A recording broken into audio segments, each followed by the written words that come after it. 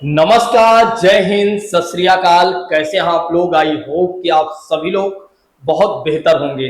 दोस्तों, यदि आप वाकई में चाहते हैं कि दिल्ली पुलिस जैसे एग्जाम आपका क्वालिफाई हो, तो आप हमारे हर एक क्लास को देखते चलिए। यदि आप नए हैं तो चैनल को तुरंत सब्सक्राइब कर लें। यदि आप पुराने हैं तो दूसरों को भी शेयर कर दीजिएगा। दोस्तों, जिस तरह से मैं लगातार आप लोगों को पढ़ा रहा हूं, बस आपको क्या करना है, हमारा सपोर्ट करना है। दोस्तों, आज से मैं आप लोगों के लिए एक और नई पहल की शुरुआत करने जा रहा हूं।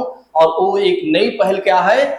हिस्ट्री में आपको पढ़ाने वाला हूं। साथ ही साथ अगर देखा जाए तो अब आपको दो क्लास मिलने वाली है। अब आपको दो क्लास मिलने वाली है, एक एमसीक्यू की और दूसरे सिलेबस की। बस आपको क्या करना है, हर एक क्लास को फॉलो करना है। अच्छा, बहुत सारे छात्र ऐसे होंगे जो ये सोच रहे होंगे कि क्या इतने कम समय में प्रवीण सर पूरे सिलेबस को कंप्लीट कर देंगे या नहीं।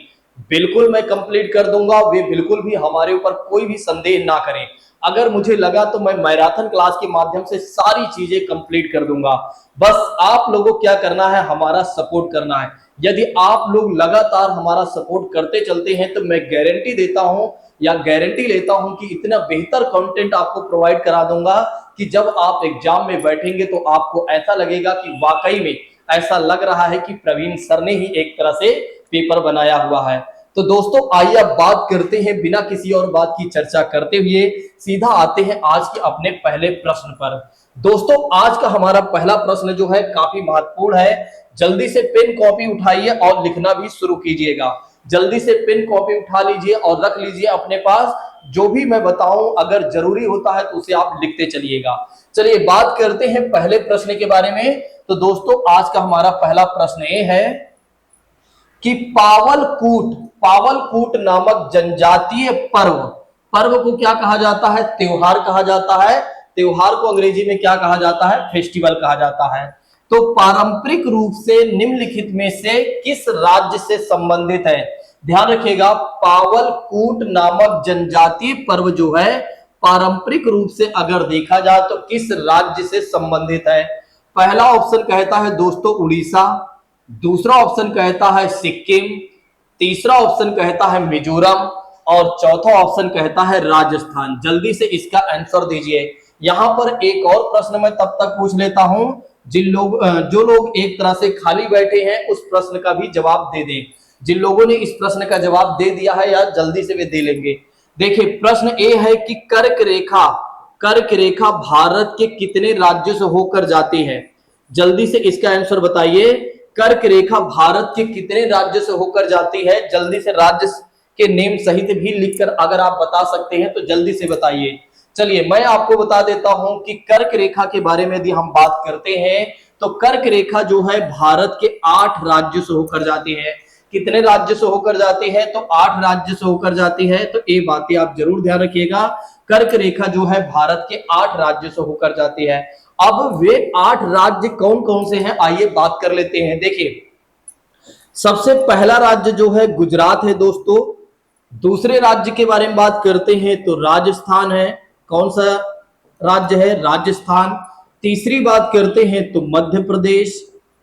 चौथी बात करते हैं दोस्तों तो छत्तीसगढ़। पांचवी बात करते हैं तो झारखंड।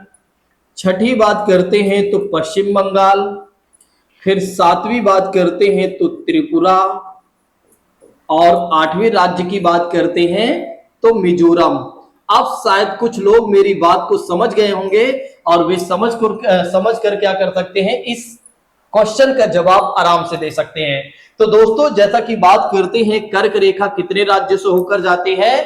तो 8 राज्य से होकर जाती है। कौन कौन से वे राज्य हैं? एक तो गुजरात, फिर बात करते हैं राजस्थान, फिर बात करते हैं मध्य प्रदेश, फिर बात करते हैं छत्तीसगढ़, फिर बात करते हैं झारखंड, पश्चिम बंगाल, त्रिपुरा और मिजोरम। तो दोस्तों, इसका आंसर क्या हो जाएगा? इसका आंसर हो जाएगा सी, सही हो जाएगा। यानी कि तीसरा आंसर इसका सही हो जाएगा। तो इसको जल्दी से अपने कॉपी में मेंशन कर लीजिए कि पावलकूट नामक जो जनजातीय पर्व है या त्योहार है वो कहां का पारंपरिक त्योहार है दोस्तों? तो मिजोरम का है। कहां का त्योहार है? तो मिजोरम का है। ये बातें आप ध्यान रखिएगा। चलिए आइए इसके बारे में कुछ खास बातें देख लेते हैं। देखिए, पावलकूट जो है मिजोरम का एक लोकप्रिय त्योहार है। कैसा त्योहार है? एक लोकप्रिय है, यानी कि लोगों का प्रिय वाला त्योहार है, जो कब आयोजित किया जाता है। कई बार ये भी पूछा जाता है कि इस तरह का त्योहार कब आयोजित किया जाता है, तो ध्यान रखिएगा दिसंबर में आयोजित किया जाता है। कब आयोजित किया जाता है, तो दिसंबर में आयोजित किया जाता है। पावन का अर्थ क्या हो जाता है, देखो पावन का अर्थ हो जाता है दोस्तों पुआल हो जाता है, इसलिए पावल कूट का अर्थ हो जाता है पुआल की कटाई का त्योहार। किसकी कटाई का त्योहार, पुआल की कटाई का त्योहार। यह कटाई के बाद त्योहार है जो आम तौर पर दिसंबर में फसलों के बाद 2 दिनों के लिए मनाया जाता है। कितने दिनों के लिए मनाया जाता है, तो ध्यान रखिएगा 2 दिनों के लिए मनाया जाता है। मिजोरम के लोग पावल कूट को एक भरपूर फसल देने के लिए सर्वशक्तिमान या भगवान को धन्यवाद देने के लिए मनाते हैं इस त्योहार को। बड़ा ही अच्छा त्योहार है ना, और बड़े ही अच्छे लोग हैं। जब क्या होता है कि एक तरह से अच्छा उत्पादन उनका हो जाता है, या उनके एक तरह से खेतों में बेहतर उत्पादन होता है या हो जाता है, तो ये लोग क्या करते हैं, मिजोरम के लोग, जनजातीय लोग क्या करते हैं, भगवान को भी धन्यवाद देते हैं। यहाँ हम किसी को धन्यवाद नहीं देते हैं, मनुष्य को भी धन्यवाद नहीं देते हैं, तो भगवान को क्या धन्यवाद देंगे। आप देखिए कि अगर हमारे साथ कोई मानव या हमारा कोई प्रियजन, भले ही या हमारा जानने वाला या नहीं जानने वाला, हमारे साथ भले भी अच्छा कर देता है, तब भी हम धन्यवाद नहीं देते हैं। अच्छा, बहुत सारे ऐसे लोग हैं जो धन्यवाद नहीं देते हैं। वैसे तो मैं देता हूं, ठीक है, नहीं तो कुछ लोग सोचे सर आप भी नहीं देते हैं क्या। बिल्कुल मैं देता हूं। अगर कोई भी व्यक्ति मेरे साथ कुछ भी अच्छा करता है और मुझे अगर थोड़ा से भी महसूस हुआ कि इस व्यक्ति के कारण मुझे एक तरह से मेरे साथ अच्छा हुआ है, तो मैं निश्चित तौर पर उसे एक तरह से अप्रिशिएट या धन्यवाद जरूर देता हूं, या उसे श्रेय जरूर देता हूं। चलिए अब आइए बात कर लेते हैं दोस्तों इसी के साथ अगले प्रश्न के बारे में। प्रश्न में एक कहा जा रहा है कि धमेक स्तूप निम्नलिखित में से किस राज्य में स्थित है। प्रश्न में क्या कहा जा रहा है, धमेक स्तूप निम्नलिखित में से किस राज्य में स्थित है। पहला ऑप्शन कहता है उड़ीसा, दूसरा ऑप्शन कहता है गुजरात, तीसरा ऑप्शन कहता है कर्नाटका, और चौथा ऑप्शन कहता है उत्तर प्रदेश। जल्दी से दोस्तों इसका आंसर बताइए, जल्दी से इसका आंसर बताइए, जल्दी से इसका आंसर बताइए। और तब तक एक दो प्रश्न और मैं पूछ लेता हूं, तब तक मैं एक और दो प्रश्न पूछ लेता हूं। अगर आप लोगों से मैं प्रश्न एक करता हूं कि उड़ीसा की राजधानी क्या है, अगर मैं आप लोगों से एक पूछता हूं कि उड़ीसा की राजधानी क्या है, तो आप लोग बताइए जल्दी से कमेंट बॉक्स में। अगर मैं आपसे पूछता हूं गुजरात की राजधानी क्या है, कर्नाटका की राजधानी क्या है, तो आप लोग जल्दी से कमेंट में बताइए। चलिए इसके आंसर के बारे में बात कर लेते हैं कि इसका आंसर क्या हो जाएगा। तो दोस्तों इसका आंसर हो जाएगा उत्तर प्रदेश हो जाएगा। क्या हो जाएगा इसका आंसर, तो उत्तर प्रदेश हो जाएगा। ये बातें आप ध्यान रखिएगा। धमेक स्तूप किस राज्य से संबंधित है, तो उत्तर प्रदेश से संबंधित है। किससे संबंधित है, तो उत्तर प्रदेश से संबंधित है। आइए जान लेते हैं इसके बारे में कुछ खास बातें। देखिए धमेक स्तूप उत्तर प्रदेश में वाराणसी के पास सारनाथ में स्थित एक विशाल स्तूप है। ये वही सारनाथ है जहां पर क्या हुआ था, भगवान बुद्ध ने क्या दिया था, पहला उपदेश दिया था। ये वही सारनाथ है जहां पर क्या हुआ था, भगवान बुद्ध ने क्या दिया था, पहला अपना उपदेश दिया था। दोस्तों ये बातें ध्यान रखिएगा। और बौद्ध धर्म के अनुसार उसे क्या कहा गया था, बौद्ध धर्म के अनुसार उस घटना को क्या कहा गया था, धर्म चक्र प्रवर्तन कहा गया था। क्या कहा गया था दोस्तों, धर्म चक्र प्रवर्तन की बात करते हैं, धर्म चक्र प्रवर्तन की बात करते हैं। ये बातें भी आप ध्यान रखिएगा। तो धमेक स्तूप उत्तर प्रदेश में वाराणसी के पास सारनाथ में स्थित एक विशाल स्तूप है। और धमेक स्तूप जो है वहां स्थान है जहां बुद्ध ने ज्ञान प्राप्त करने के बाद अपने पहले 5 शिष्यों को पहला उपदेश दिया था। दोस्तों यहीं पर क्या हुआ था, भगवान बुद्ध ने अपना पहला उपदेश दिया था, जो कि हमने पहले ही बता दिया है। और निर्वाण के लिए यानी ज्ञान के लिए अपने अष्टांगिक मार्ग का भी यहीं पर प्रतिपादन भगवान बुद्ध ने किया था। तो इस बात को भी ध्यान रखिएगा कि निर्वाण के लिए भगवान बुद्ध ने क्या किया था, अपने अष्टांगिक मार्ग का भी प्रतिपादन किया था। दोस्तों ध्यान रखिएगा, आप लोग भूलिएगा नहीं। जल्दी से इसको भी लिख लीजिए अपने नोट्स में। जल्दी से इसको भी लिख लीजिए अपने नोट्स में, क्योंकि इस तरह के प्रश्न कई बार हमारे एग्जाम में बन जाता है या पूछे जाते रहते हैं। ध्यान रखिएगा धमेक स्तूप के बारे में। ठीक, चलिए अब आइए बात कर लेते हैं दोस्तों इसी के साथ अगले प्रश्न के बारे में कि अगला प्रश्न कौन सा है और क्या कह रहा है। देखिए अगला प्रश्न हमसे कह रहा है कि 1993 यानी कि 1993 में निम्नलिखित में से दिल्ली की राष्ट्रीय राजधानी क्षेत्र के प्रथम मुख्यमंत्री कौन बने थे।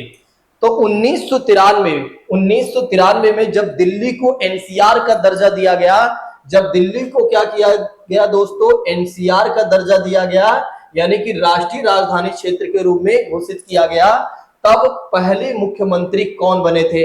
पहला ऑप्शन कहता है कि साहिबा सिंह वर्मा, दूसरा ऑप्शन कहता है सुषमा स्वराज, तीसरा ऑप्शन कहता है मदन लाल खुराना और चौथा ऑप्शन कहता है शीला दीक्षित। दोस्तों जल्दी से इसका आंसर दीजिए कि 1993 में निम्नलिखित में से कौन दिल्ली की राष्ट्रीय राजधानी क्षेत्र के, दिल्ली के जो हमारे मतलब भारत की राजधानी है ना, उस क्षेत्र के पहले मुख्यमंत्री कौन बने थे, दिल्ली के प्रथम मुख्यमंत्री कौन बने थे। जल्दी से इसका जवाब दीजिए, जल्दी से दोस्तों इसका जवाब दीजिए। तो इसका आंसर क्या हो जाएगा मैं आपको बता देता हूं, इसका आंसर हो जाएगा मदन लाल खुराना हो जाएगा। क्या हो जाएगा इसका आंसर, मदन लाल खुराना। ध्यान रखिएगा क्योंकि दिल्ली पुलिस का आप एग्जाम देने जा रहे हैं, इस प्रश्न को अपने कॉपी में जल्दी से मेंशन कर लीजिए, क्योंकि आप जानते हैं कि दिल्ली पुलिस का एग्जाम आप देने जा रहे हैं और ऐसे ही प्रश्न आपके एग्जाम में कई बार पूछ लिए जाते हैं। ठीक है कि राष्ट्रीय राजधानी जो भारत की राजधानी है, ठीक है, दिल्ली के पहले मुख्यमंत्री 1993 में कौन बने थे।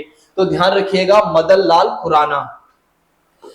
चलिए अब बात कर लेते हैं कुछ इसमें जो खास बातें हैं। देखिए यहां पर कहा जा रहा है मदन लाल खुराना 1993 में राष्ट्रीय राजधानी क्षेत्र दिल्ली के पहले मुख्यमंत्री बने थे।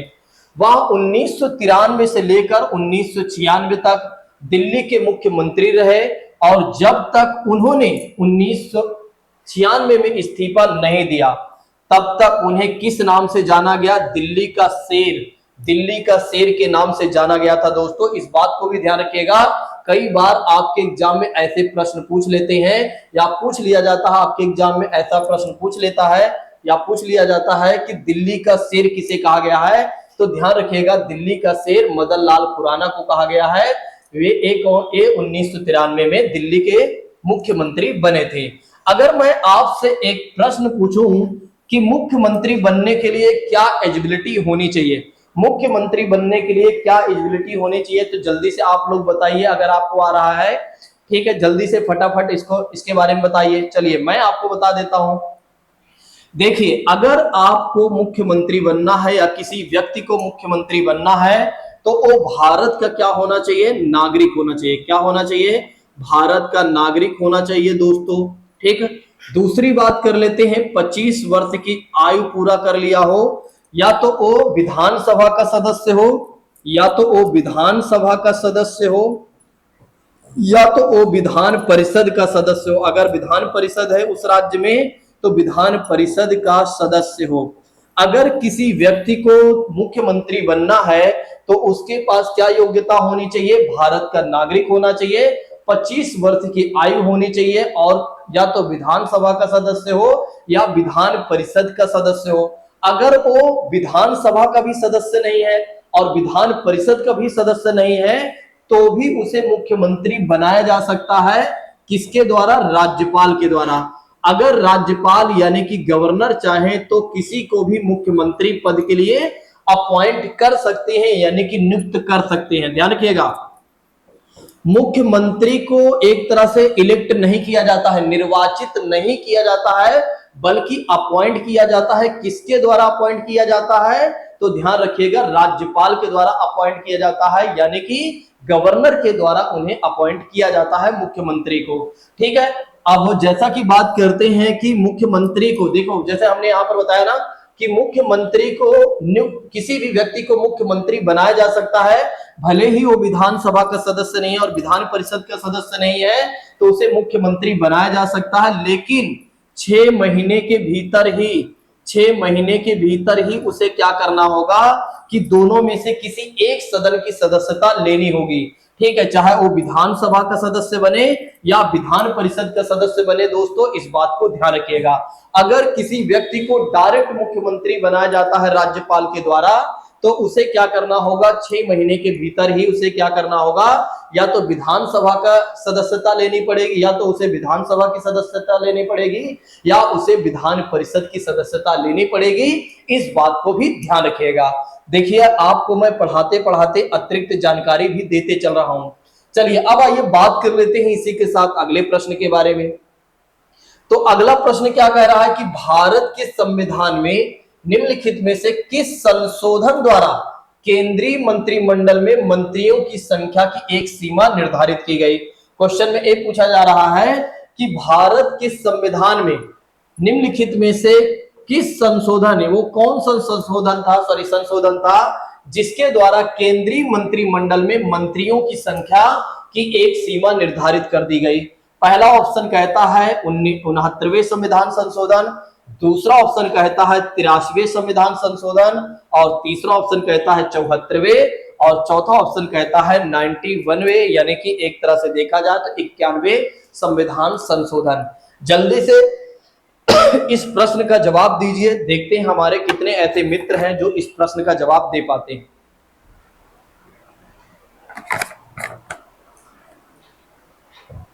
चलिए इसके आंसर के बारे में बात कर लेते हैं। तो दोस्तों इसका आंसर क्या हो जाएगा, इसका आंसर हो जाएगा 91वें संविधान संशोधन के तहत क्या किया गया, मंत्रियों की संख्या की सीमा को निर्धारित कर दिया गया। इस बात को आप ध्यान रखिएगा। देखो इसको समझ लीजिए, 2003 के 91वें संविधान संशोधन अधिनियम में एक विशिष्ट प्रावधान किया गया, यानी कि एक विशेष प्रावधान किया गया, एक विशेष प्रोविजन किया गया कि प्रधानमंत्री सहित मंत्रियों की कुल संख्या और किसी भी स्थिति में लोकसभा के सदस्यों की कुल संख्या के 15% से अधिक नहीं होनी चाहिए। मतलब एक तरह से टोटल मिलाकर अगर देखा जाए तो 15 जितने भी लोकसभा में सदस्य होते हैं, हाँ लोकसभा में जितने भी सदस्य होते हैं उन सभी सदस्यों में से जो मंत्रियों की संख्या जो होनी चाहिए, कितनी होनी चाहिए, 15% होना चाहिए, 15% से ज्यादा नहीं होनी चाहिए। इस बात को आप ध्यान रखिएगा। और इसने संविधान के अनुच्छेद 72 के खंड 1 में जोड़ा गया। ऐसा किसमें जोड़ा गया दोस्तों, तो इस बात को ध्यान रखिएगा, अनुच्छेद 72 के खंड 1 में जोड़ा गया, यानी कि अनुच्छेद 72 के 1A में जोड़ा गया। चलिए अब आइए बात कर लेते हैं दोस्तों इसी के साथ अगले प्रश्न के बारे में। तो इस बात को जरूर ध्यान रखिएगा कि 2003 में जब 91वां संविधान संशोधन हुआ या 91वें संविधान संशोधन अधिनियम 2003 के तहत एक कहा गया कि मंत्रियों की संख्या कितनी होनी चाहिए, 15% ही होनी चाहिए, 15% से बिल्कुल भी ज्यादा नहीं होनी चाहिए। इस बात को आप जरूर ध्यान रखिएगा, ठीक है, भूलिएगा नहीं। 91वां संविधान संशोधन अधिनियम 2003 के तहत ऐसी बात कही गई या कहा गया। और किस संविधान में, किस अनुच्छेद में जोड़ा गया, अनुच्छेद 72 के 1 का में जोड़ा गया, यानी कि खंड 1 का में जोड़ा गया। चलिए अब आइए बात कर लेते हैं इसी के साथ अगले प्रश्न के बारे में, इसका जवाब दीजिएगा। देखिए दोस्तों अगले प्रश्न के बारे में, सितंबर 2020 में जारी मूडीज पूर्वानुमान यानी कि मूडीज फोरकास्ट के अनुसार वित्तीय वर्ष 2021-22 के दौरान भारतीय अर्थव्यवस्था की वृद्धि दर रहेगी। पहला ऑप्शन कहता है 8.8%, दूसरा ऑप्शन कहता है 9.8%, तीसरा ऑप्शन कहता है 10.6% और चौथा ऑप्शन कहता है 8.5%। जल्दी से इसका जवाब दीजिए, बड़ा ही प्यारा प्रश्न है, जल्दी से जवाब दीजिए दोस्तों, बहुत ही प्यारा प्रश्न है, यानी कि बहुत ही अच्छा प्रश्न है। जल्दी से इसका आंसर दीजिए दोस्तों, बहुत ही प्यारा प्रश्न है, बहुत ही अच्छा प्रश्न है। चलिए बात कर लेते हैं इसके आंसर के बारे में। तो इसका आंसर हो जाएगा तीसरा सही हो जाएगा, ध्यान रखिएगा, इसका आंसर जो हो जाएगा तीसरा सही हो जाएगा। आइए जान लेते हैं इसमें क्या खास बात है। क्रेडिट रेटिंग एजेंसी मूडीज जो है इन्वेस्टर सर्विस ने 11 सितंबर 2020 को क्या किया, भारत की अनुमानित सकल घरेलू उत्पाद जिसे जीडीपी कहा जाता है, जीडीपी की वृद्धि दर को 2020 से 21 वित्तीय वर्ष के दौरान मतलब वर्ष के लिए घटाकर 11.5% कर दिया।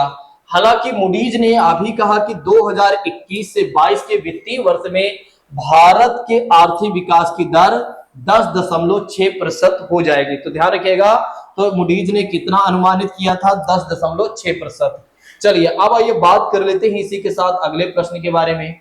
तो अगला प्रश्न क्या कह रहा है कि जून 2020 में विश्व बैंक द्वारा जारी अनुमानों के अनुसार भारत की अर्थव्यवस्था में वित्तीय वर्ष 2020-21 के दौरान संभावना है कि गिरावट होने की। फिर से एक बार क्वेश्चन मैं पढ़ देता हूं।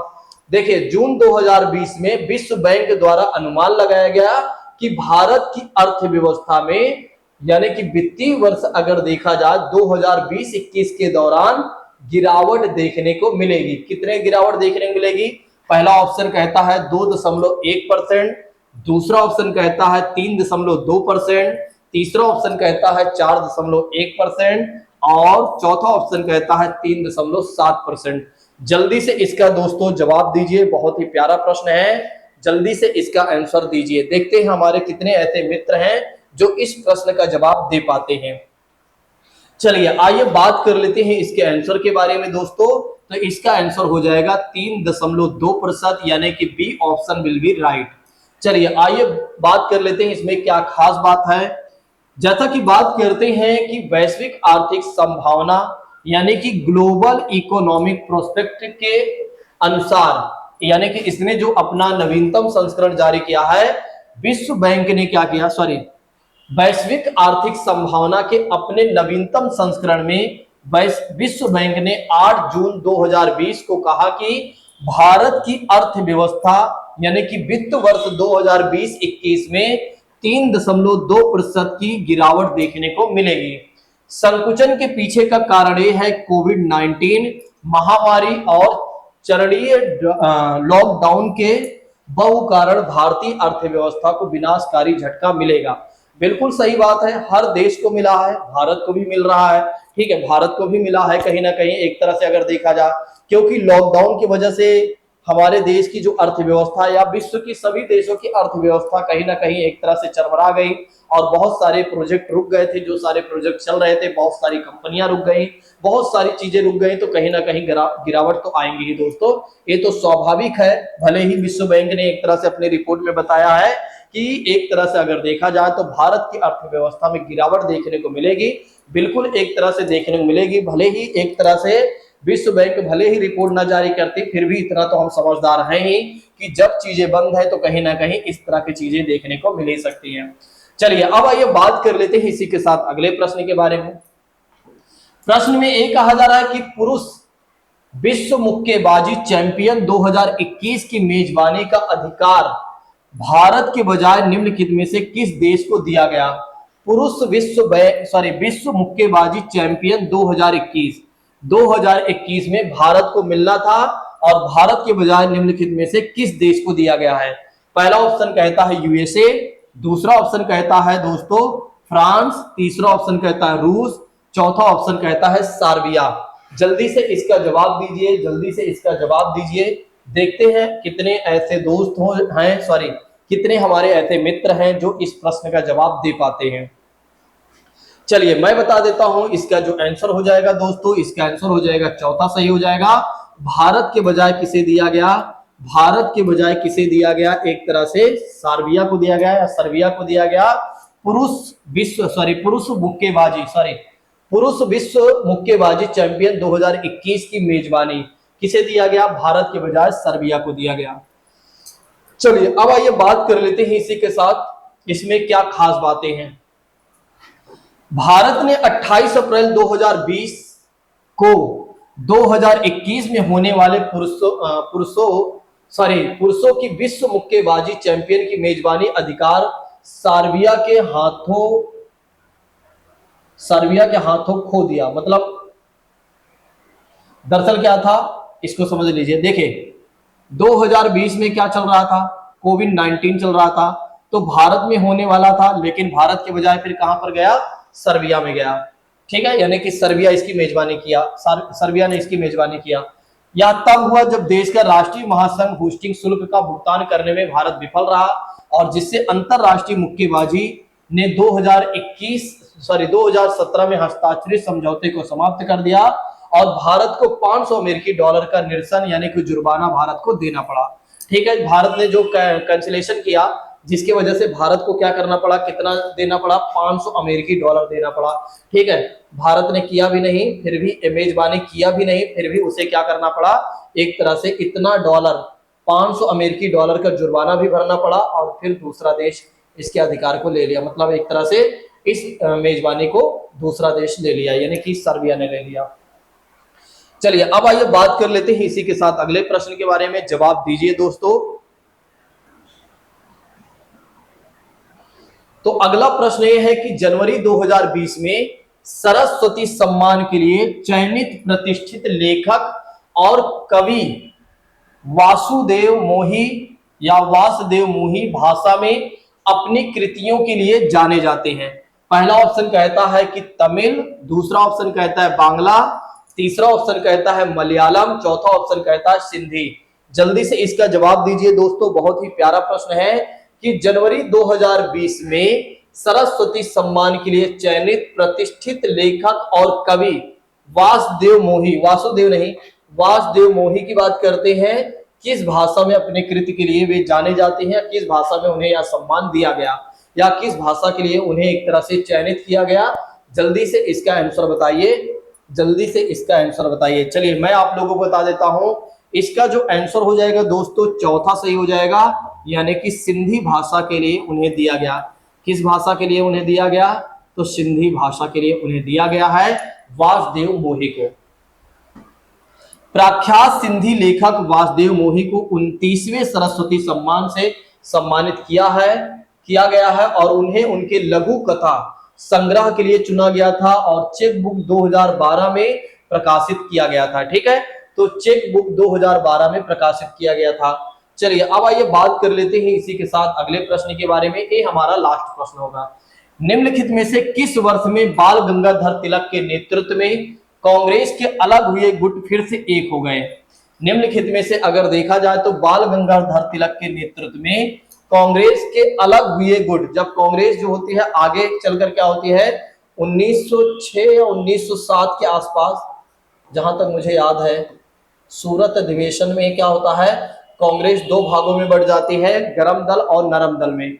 ठीक है, मुझे जहां तक याद है 1907 में, एक बार आप लोग देख लीजिएगा, नहीं तो आगे मैं जब आपको आधुनिक भारत पढ़ाऊंगा तो वहां पर तो बताऊंगा ही। ठीक है, पहला ऑप्शन कहता है कि 1915, दूसरा ऑप्शन कहता है 1916, तीसरा ऑप्शन कहता है 1917, चौथा ऑप्शन कहता है 1918।